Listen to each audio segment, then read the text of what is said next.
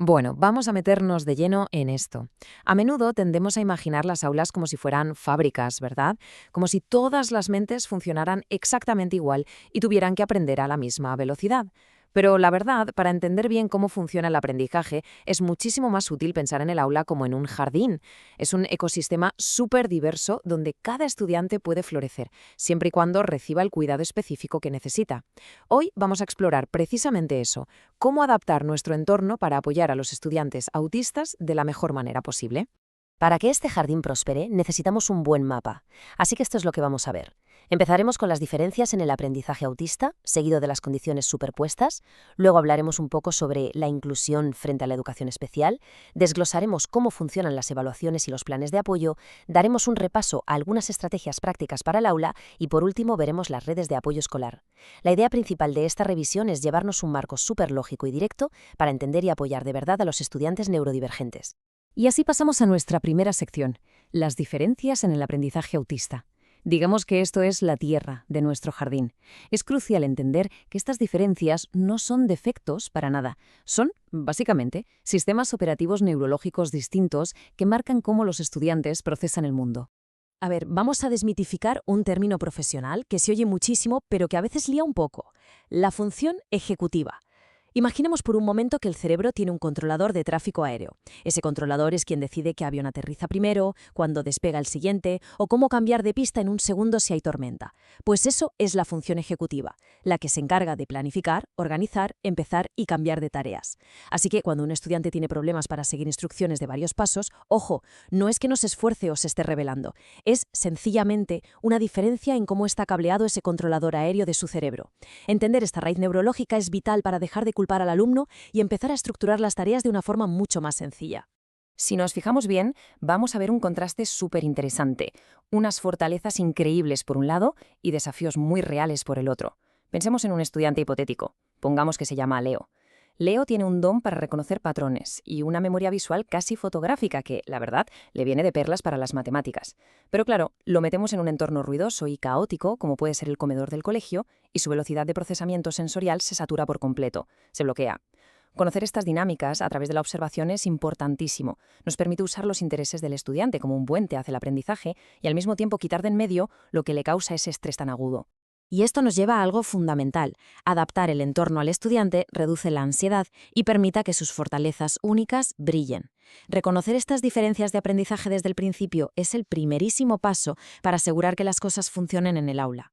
Básicamente, si preparamos bien la tierra, la planta tendrá el espacio seguro que necesita para crecer a sus anchas. Pasamos al punto número 2, identificando condiciones superpuestas. Siguiendo con la idea del jardín, esto sería como fijarnos en las otras plantitas que a menudo crecen justo al lado del autismo y que, claro, necesitan su propia atención y su propio abono. Hay combinaciones que se ven muchísimo. Por ejemplo, diferencias de atención vinculadas al TDAH, problemas con la fluidez al leer como la dislexia o temas de salud mental como la ansiedad social. Una analogía que viene genial para entender esto es pensar en nuestro teléfono móvil. Estas condiciones superpuestas son como tener un montón de aplicaciones súper pesadas funcionando en segundo plano todo el rato. Van consumiendo la batería cognitiva del estudiante poquito a poco y de formas muy distintas. Ser conscientes de este desgaste de energía es absolutamente clave para no pasarnos de la raya con las exigencias académicas diarias. La idea principal aquí es que identificar la causa raíz correcta asegura que las estrategias de apoyo realmente resuelvan el obstáculo específico del estudiante. Por poner un ejemplo rápido, a veces se le echa la culpa al autismo porque un estudiante no muestra interés en la lectura, cuando en realidad lo que pasa es que tiene una dislexia sin diagnosticar.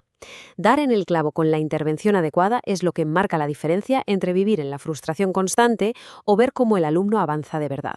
Bueno, llegamos a la sección 3, el diseño de nuestro jardín. Inclusión y educación especial. Aquí vamos a ver cómo estructurar el espacio físico y educativo para que encaje como un guante con todos los tipos de mentes. Hablemos un momento de la inclusión en aulas regulares, o lo que en inglés llaman mainstreaming. Para decirlo sin tanta jerga, esto significa simplemente que los estudiantes con alguna discapacidad aprenden en la misma clase que sus compañeros neurotípicos, ya sea un rato o durante todo el día. Es literalmente como plantar semillas de distintas flores en la misma maceta. Y esto tiene un valor incalculable porque fomenta la empatía, ayuda a desarrollar habilidades sociales de forma supernatural y promueve la colaboración. Un entorno diverso es el mejor entrenamiento para la vida real. Es súper interesante comparar estos dos mundos. Por un lado, la inclusión pone el foco en aprender juntos y conectar socialmente. Por el otro, la educación especial ofrece un apoyo súper adaptado. Ayuda bastante a imaginar la educación especial como un traje hecho a medida por un sastre de primera. Se ajusta al milímetro a las necesidades de una persona. La inclusión, sin embargo, sería más como la plaza del barrio donde todos interactuamos. Entender esta diferencia ayuda muchísimo a la hora de saber qué entorno y qué herramientas sacar de la manga en cada momento del día.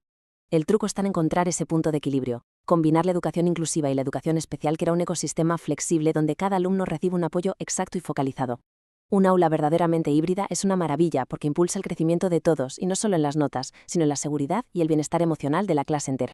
Entramos en la cuarta sección, que vendrían a ser los planos arquitectónicos de nuestra guía, las evaluaciones y los planes de apoyo. Aquí vamos a ver cómo cogemos esas notas de observación diarias y las convertimos en ayuda escolar oficial y estructurada.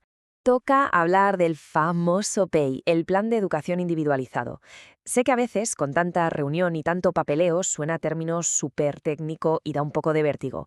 Pero a fin de cuentas, un PEI no es más que un mapa, un manual de instrucciones para el estudiante. Es un plano donde se escriben metas concretas, qué adaptaciones hacen falta sí o sí y qué servicios se van a dar.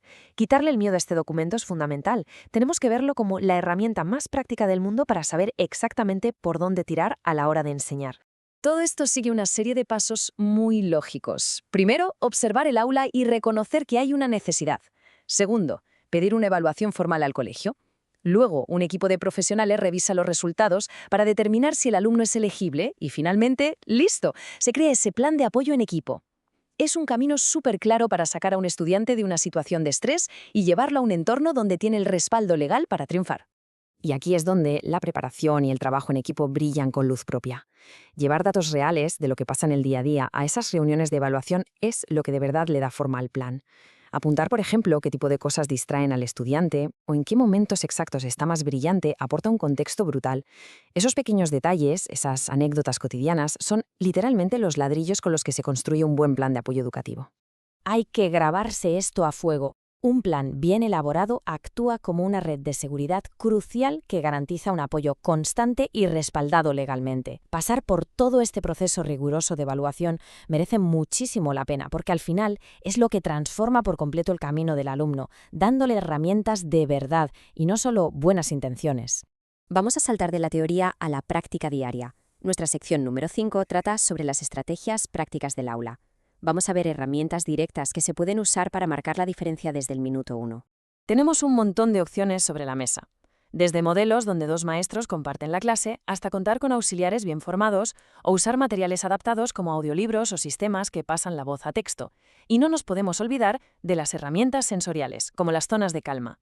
Imaginemos esta escena. En medio de una lección con bastante ruido, un estudiante empieza a agobiarse. Pues bien, en lugar de llegar al colapso o interrumpir la clase, este estudiante agarra su silla oscilante o se va a una esquinita tranquila del aula durante 5 minutos.